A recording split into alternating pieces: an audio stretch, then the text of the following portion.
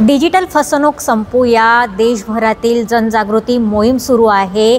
वाढत्या ऑनलाईन फसवणुकीकरता लोकांना जागृत करण्यासाठी आणि सुरक्षित डिजिटल जे पेटीएम असो फोनपे असो या संदर्भात काळजी घेण्यासाठी मुलांकरिता एक अवेअरनेस प्रोग्राम म्हणजे घेण्यात आलेला होता नागपूरमध्ये। आपल्यासोबत काही विद्यार्थी आहे, आपण त्यांच्याशी संवाद साधणार आहोत। काय सांगणार, आज तुम्ही या अवेअरनेस प्रोग्राममध्ये सहभाग घेतला, काय शिकलात? सर्वप्रथम आम्ही आमची ओळख सांगतो की आम्ही पुरुषोत्तम थोटे कॉलेजचे विद्यार्थी आहोत। सर्व मिक्स म्हणजे MSW आणि BSW दोन्ही याच्यामधले आहोत। या प्रोग्राममध्ये आम्हाला इन्व्हॉल्व होण्यासाठी डॉक्टर सूर्यवंशी सर यांच्यामुळं आम्हाला एक मौका मिळाला की या अशा उत्तम प्रोग्राममध्ये सामील व्हावं म्हणून। आणि या प्रोग्राममध्ये झालेलं जे सेमिनार आहे की बजाज फायनान्स लिमिटेड यांच्यातर्फे जे सेमिनार आयोजित झाला होता त्यामध्ये आजकालचे जे धोकाधडीचे जे चालते ऑनलाईन धोकाधडी जी चालते त्यामधून कशाप्रकारे सर्वसामान्य लोकांनी सावध व्हायला पाहिजे। कारण की गावखेड्यामधले बऱ्याच असे लोक असतात की त्यांना ऑनलाईन धोकाधडीविषयी काहीच माहीत नसतं।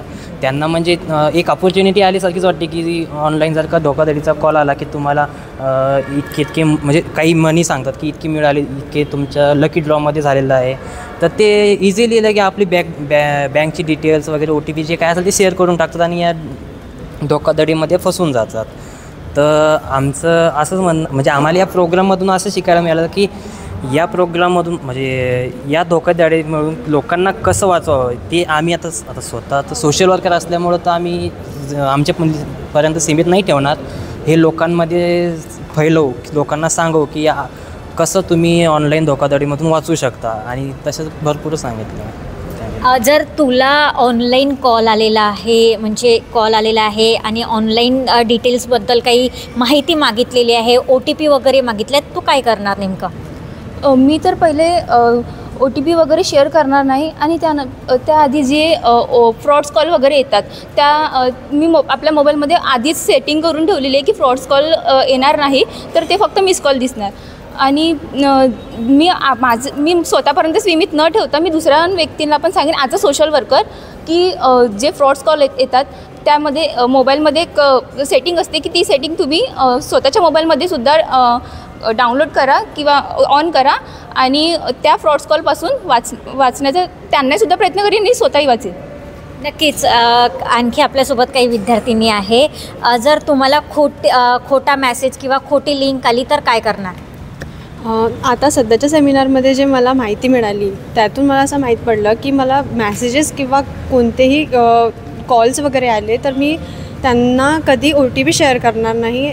प्लस त्याच्यासोबत मला कॉल्स पण आले तर मी ते सायलेंट कॉल म्हणून एक ऑप्शन असतो ते प्रत्येकाच्या फोनमध्ये असतात आणि मी असं त्यांना सजेस्ट करते की प्रत्येकाने हा सायलेंट कॉल ऑप्शन आपल्या फोनमध्ये सुरू ठेवायला पाहिजे आणि त्यातून तुम्हाला येणारे फ्रॉड कॉल्स मेसेजेस वगैरे तुम्ही त्यांना अवॉइड करू शकता। आणि कोणीही तुम्हाला OTP किंवा कोणी कॉलमध्ये किंवा काही पण असे तुम्हाला इन्फॉर्मेशन स्वतःची मागतात तर तुम्ही त्यांना कोणाला पण देऊ नये असं मला या सेमिनारमधून कळलं।